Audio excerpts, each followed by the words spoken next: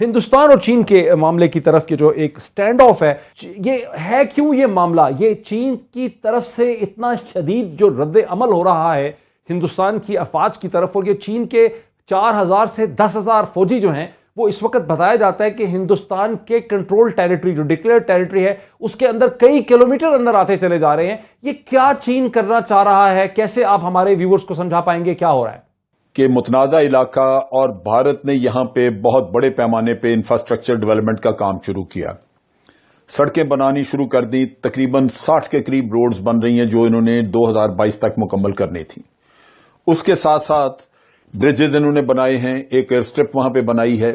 اس کا مطلب یہ ہے کہ چائنا کو یہ انڈیکیشن مل گئی کہ بھارت یہاں پہ اگریسو ڈیزائنز رکھتا ہے، اپنا بلڈ اپ کرنا چاہتا ہے کسی وقت کے اوپر. یہاں پہ ایئر کرافٹ یہاں سے آپریٹ کریں گے، سڑکیں بن گئی، لہذا یہاں پہ گنز آ سکیں گی، یہاں پہ ہر طرح کا ملٹری اکوپمنٹ لایا جا سکے گا. لہذا یہ ایک ایسا امر تھا جو کہ جس نے الارم کر دیا چین کو کہ یہ کوئی پرماننٹ قبضہ رکھنا اور یہاں پہ کچھ اگریسو ڈیزائنز موجود ہیں. دوسری طرف یہ ہے کہ یہ بھی مودی نے اپنی ایک تاریخ قائم کی کہ وہ یک طرفہ قدم اٹھانے کا عادی ہے اور کسی بھی صورت میں وہ نتائج کی طرف توجہ نہیں دیتا بلکہ وہ بڑھتا جا رہا ہے. جب آرٹیکل 370 انہوں نے ختم کیا اور یونین ٹیریٹریز بنانے کا اعلان کیا تو لداخ کے بارے میں آپ کو یاد ہوگا کہ چائنا نے بڑا واضح الفاظ میں کہا کہ جناب آپ ہماری سوورنٹی وائلیٹ کر رہے ہیں، لیکن بھارت نے اس کو رد کر دیا.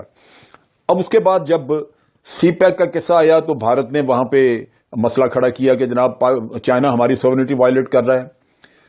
آپ ڈیم بنانے لگے تو پھر بھارت نے یہ مسئلہ کھڑا کر دیا. یہ ایک سلیکٹو قسم کی مورالٹی اور سلیکٹو قسم کی سوورنٹی کا قصہ جب سامنے آیا تو چائنا کو یہ واضح ہو گیا کہ بھارت اپنے معاملے میں تو سوورنٹی کو دیکھتا ہے لیکن دوسروں کی سوورنٹی کو پامال کرنے کے لیے تیار بیٹھا ہے. جس علاقے میں چائنیز آگے آئے ہیں وہاں پہ تیسرا جو ایک پریشان کن وہاں پہ مسئلہ نظر آتا تھا وہ یہ کہ وہاں پہ تقریباً 8 کلومیٹر کے فاصلے پہ اگر ایریل ہم لیں وہاں سے اس کو ماپیں تو تقریباً 8-9 کلومیٹر کے فاصلے پہ کراکورم ہائی وے ہے جو پاکستان کی، جو آپ کہہ لیجئے کہ چین کے ساتھ ہمارا بیسک لنک ہے، اور سی پیک آگے بن رہا ہے وہاں پہ. تو ان حالات میں چائنا جو یہاں پہ اتنی بڑی انویسٹمنٹ کر رہا ہے اور ایک اس کو اسٹریٹجک رستہ مل رہا ہے جو وہاں پہ اپنی اگر ساؤتھ چائنا سی میں اس کی آئسولیشن ہو تو اس کو باہر اوپننگ آپ دے رہے ہیں. بالکل صحیح ہے. بھارت کا بڑا امپورٹنٹ پوائنٹ ہے اگر پاکستان کی ٹیریٹری میں کرے نجم الدین شیخ صاحب کو بھی اس میں تو لانے یہ دیجیے. وہ چیزیں تھیں جو چائنا نے پریمپٹ کیا، ان چیزوں کی وجہ سے چائنا نے پریمپٹ کیا. نجم الدین شیخ صاحب کو بھی میں اس پہ لے آؤں.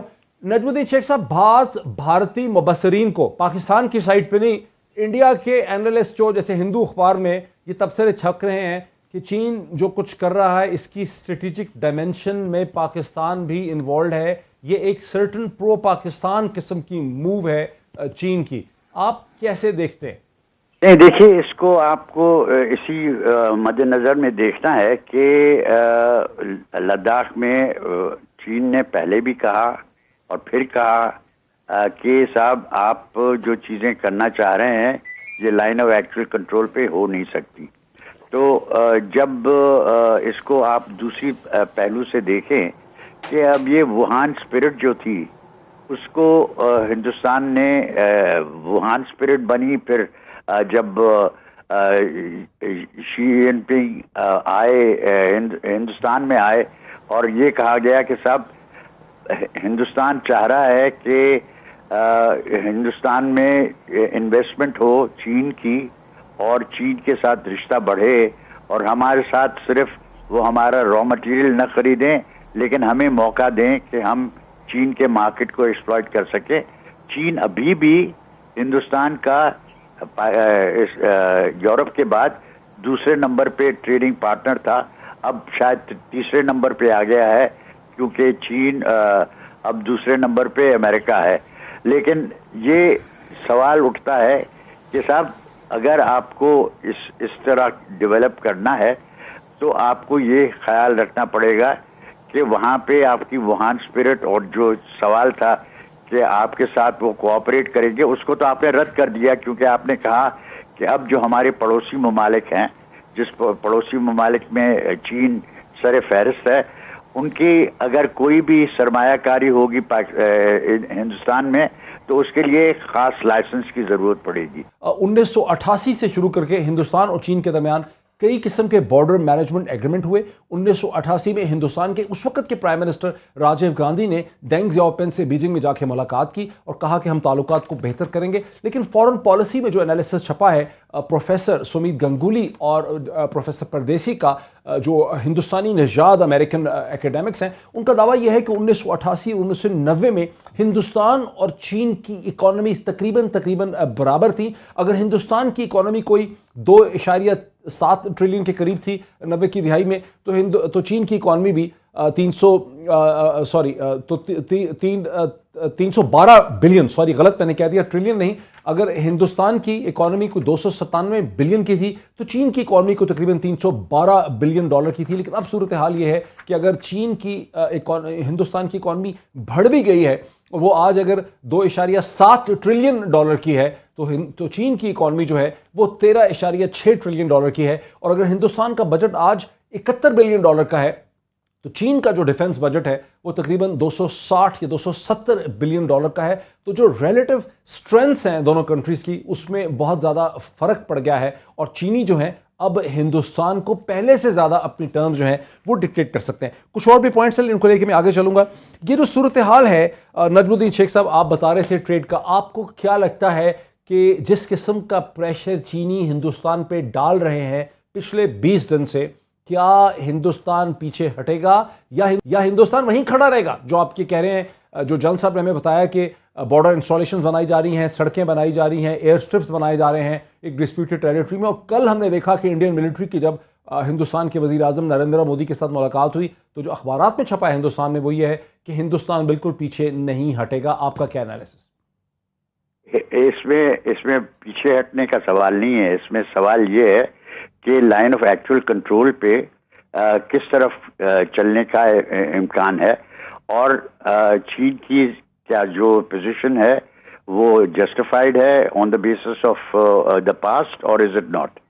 अब मेरी नज़र में ये सारा मामला जो है इसका एक लार्जर कॉन्टेक्स्ट है। अच्छा, वो लार्जर कॉन्टेक्स्ट ये है कि इस वक्त हिंदुस्तान ने अपने एक एग्रीमेंट की है रूस के साथ कि वो S-400 खरीदेंगे और इस पे अमेरिका की तरफ से सैंक्शंस लगने का इम्कान होना चाहिए, क्योंकि उन्होंने कह दिया है कि साहब अगर किसी ने इस किस्म की चीज़ खरीदी तो या रूस के साथ इस किस्म की एग्रीमेंट की तो फिर हमारी दूसरी एग्रीमेंट्स जो हैं, हम मिलिट्री कोलैबोरेशन को कम करना हमारे लिए ज़रूरी होगा।